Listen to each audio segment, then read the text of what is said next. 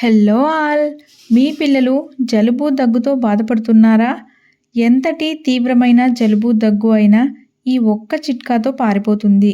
ముందుగా పావు స్పూన్ ఆవు నెయ్యిని వేడి చేయాలి.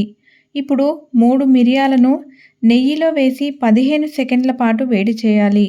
ఇప్పుడు ఈ మిరియాలను వేరు చేసి నెయ్యిని గోరువెచ్చగా ఉన్నప్పుడు పిల్లల వీపుకి, చెస్ట్‌కి, అరికాళ్ళకి మర్దన చేయాలి.